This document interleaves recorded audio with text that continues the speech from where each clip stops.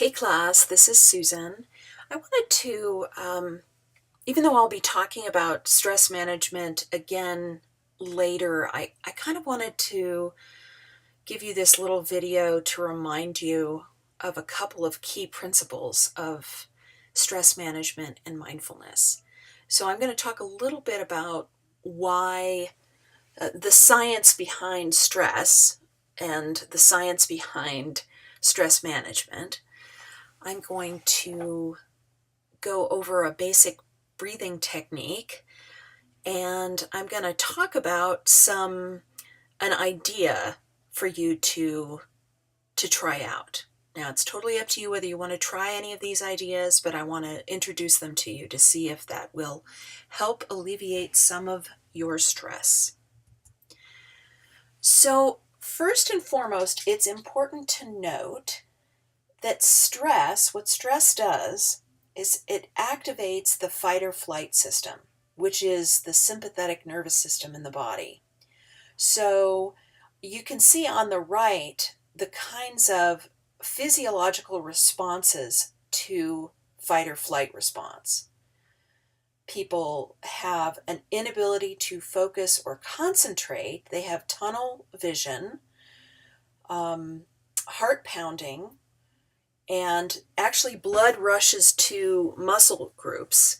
And the reason for this is it's something that our bodies adapted as human beings basically to get us out of extreme danger. So the fight or flight system developed really to save us. But the issue at hand is that our bodies respond the same way that we would to a mountain lion as to stress over schoolwork. And while inability to do anything but run away and is in fact useful if you're trying to get away from a mountain lion, it actually is not useful in many other parts of our life. So we have some of these issues that come up because our body is physiologically responding to issues that we might actually not pose grave or immortal danger to us. So the body has a natural way of responding to this. So here's a nice little graphic that shows that in the automatic nervous system, the sympathetic nervous system, which helps us, you can see this is the part of the nervous system that makes us active and respond to danger. So it's helpful when you're on the run to inhibit digestion, because that means everything that you eat will be kept.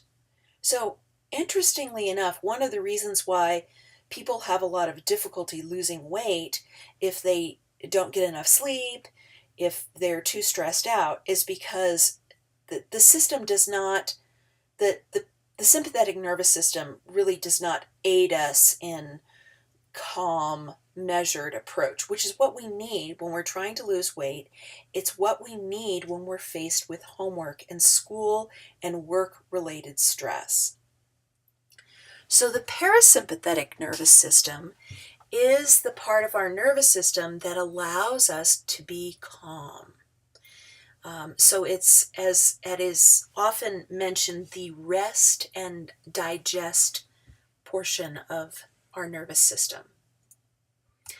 So mindfulness is a whole collection of ideas, and you'll see a little bit later, it's actually under the note-taking module where I give another lecture on anxiety and mindfulness. So I'll add to this. But mindfulness really does engage awareness, and it creates a kind of thoughtful, metacognitive approach to life. The really interesting thing is that a slower and more mindful breathing can flip the switch between the sympathetic and the parasympathetic nervous system. So you can actually calm yourself down with some breathing techniques and engage a different part of your physiology. In general, becoming more mindful in daily life, in eating, in walking, in thinking, creates a healthy habit pattern in the brain that the more you teach yourself to engage in these habits, the more likely you are able to kind of flip the switch when you get triggered. So that's really the idea behind this. So if you have a habit of catastrophizing or negative thinking, this may be useful to you. Now, maybe not all of you need it. Some of you are perhaps very, very calm already. So it's kind of up to you what you think about trying some of these ideas out. So I think that, images of green is something that, when I see this picture, I immediately relax a little bit. So I'm going to have this picture up on the screen as I talk you through some basic breathing techniques. The most important thing about practicing mindful breathing is that you consider your posture. So wherever you are, and I do recommend sitting up, actually. There's a difference between sitting breathing exercises and being completely prone or stretched out.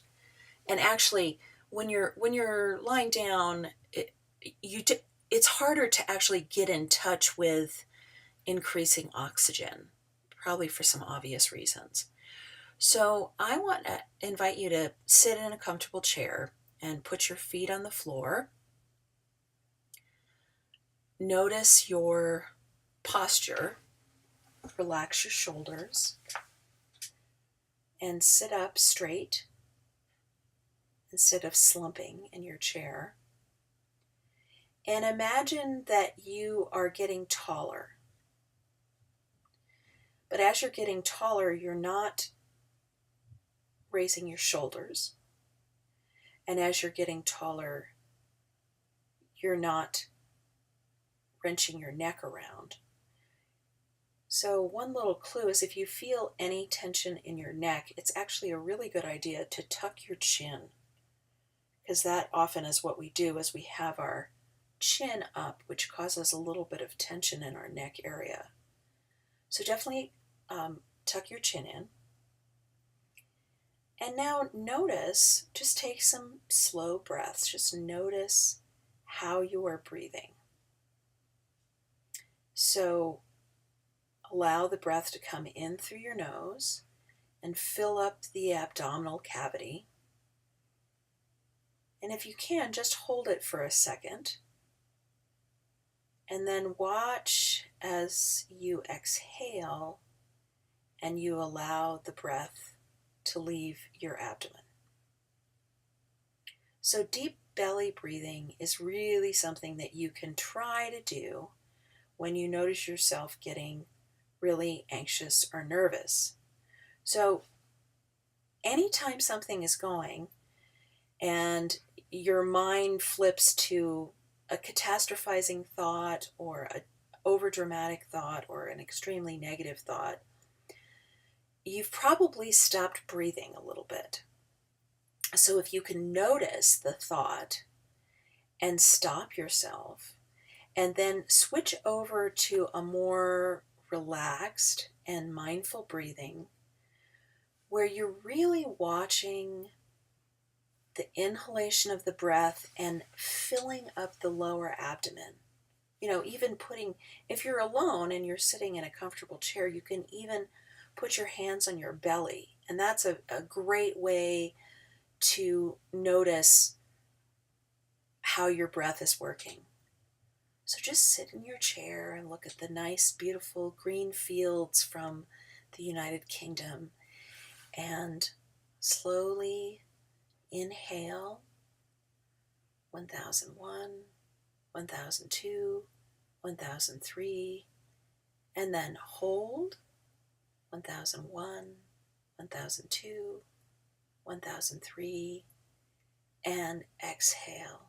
1001, 1002, 1003, 1004, 1005, 1006. And inhale, 1001, 1002, 1003, and hold, 1001, 1002, 1003, and exhale, 1001, 1002, 1003, 1004, 1005, 1006.